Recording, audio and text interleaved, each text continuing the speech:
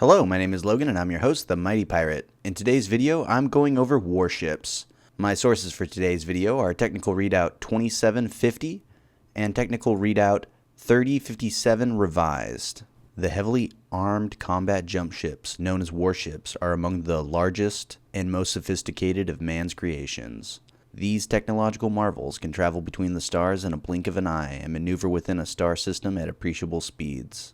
The last existing Inner-Sphere warships, Visages of the Star League, were destroyed during the Second Succession War. The technological decline that enveloped the Inner-Sphere in the years following the Star League then prevented the successor states from producing any warships for more than 100 years. The warships of the Star League were massive, armed battlecruisers, able to maneuver in space for combat purposes as well as jump from star to star carrying dropships. The Star League Navy depended on its fearsome warships to enforce its authority over thousands of planets, owing it allegiance across the vastness of space. These giant ships were used to escort transports, carrying the familiar drop ships, or alone to threaten unruly worlds orbiting assets such as zero-G industries or space stations. Because their major targets were other ships or such orbiting assets, Star League jump ships differed from the present era. Though current-day jump ships are considered huge, they would have seemed no more than small transports in the heyday of the League. Star League warships were constructed with turrets and missile launchers in the fore and aft, separated by bridge towers and antennae, with secondary weaponry and fighter bays. The warship's weaponry was designed to take on other warships and was not bound by space restrictions. Certain weapons resemble those known today, but with features greatly extending range and effectiveness. Because of the size of these weapons, they could not target anything smaller than a dropship. With the fall of the Star League and the start of centuries of warfare known as the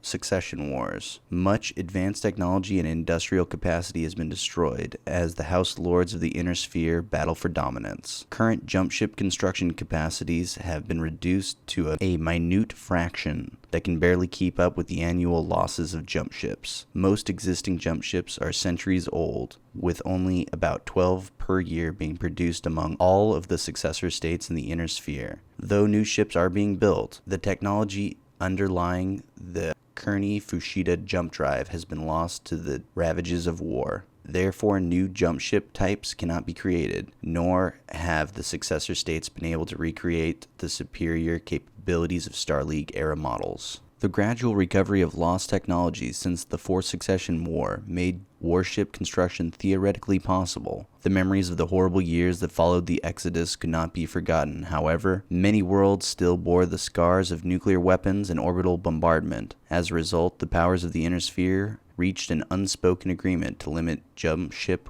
research to conventional transport vessels. That agreement began crumbling when the clans returned to the Inner Sphere in 3050, bringing with them numerous combat jump ships. The destruction of Edo on Turtle Bay demonstrated to the entire Inner Sphere the power of orbital bombardment, and the successor states began searching for a way to counteract this terrible threat. Their solution was simple: build their own warships. Although most successor states had carried out clandestine warship research, none were in a position to begin production.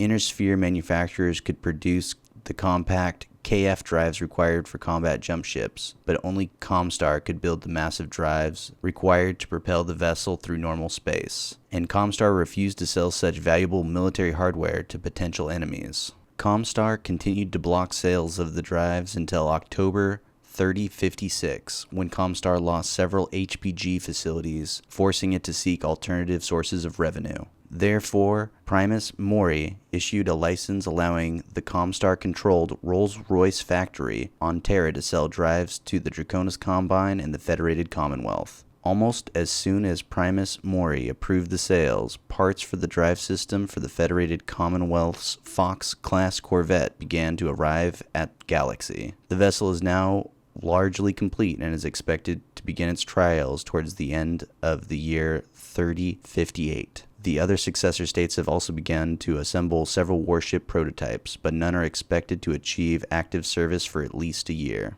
Some observers have questioned whether the Inner Sphere warship construction programs are worth the cost. An estimated 100 clan warships operate within the Inner Sphere alone, and hundreds more exist back at the clan homeworlds. Critics point out the Inner Sphere cannot hope to match these numbers before the Truce of Tukiad ends in 3067. Furthermore, these critics have argued that the development of Inner Sphere warships could provoke greater clan aggression. Nonetheless, almost all the military leaders of the Inner Sphere agree that even a token Inner Sphere warship fleet could cause serious damage to the clan's fleet, and thus deter the clans from using their warships in offensive campaigns. Still, others have voiced their fear that once the Inner Sphere powers have these warship fleets, they will undoubtedly turn them against each other. This argument cannot be easily discounted. Although the clans present the great houses with a common enemy, one would be naive to ignore the possibility of renewed war between the successor states, given the history of the Inner Sphere. I'm going to conclude this video with information about the Mckenna warship. The Mckenna class battleship was the largest jump ship built during the Star League. It remains perhaps the best known of all warship classes, weighing a little under 2 million tons and measuring 1.5 kilometers in length. The mere presence of a Mckenna can make an opponent reconsider military action. The Mckenna's fearsome reputation, however, was not built on its size alone. An unprecedented number and variety of weapons give the design an arsenal that remains impressive even by modern standards. 48 PPCs mounted in the vessel's side and stern provide the bulk of its firepower, capable of engaging any targets larger than a fighter craft within 400 kilometers. These powerful weapons could cripple or destroy most warships at the time of its construction with a single volley. The Mckenna's massive arsenal also generates an unprecedented amount of heat, necessitating a number of coolant circuits. The Mckenna's distinctive ventral and dorsal fins form part of this system and increase the area from which the vessel can radiate heat. The cooling circuit can be operated at a reduced capacity when the vessel is not engaged in combat. This reduces the Mckenna's infrared signature,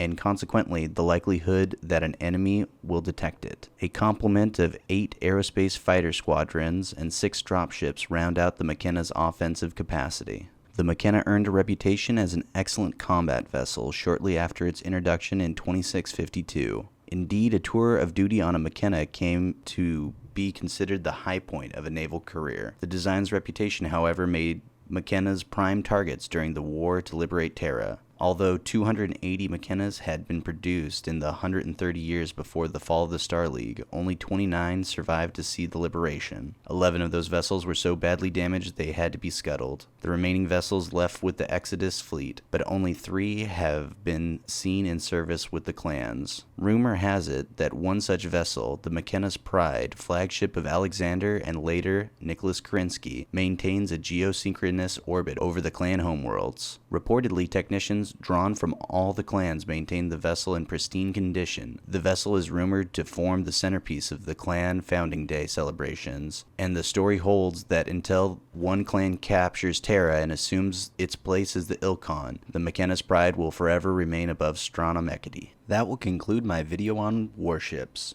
Hope to see you on the battlefield. Special shout out to Hippie576 for the recommendation on warships.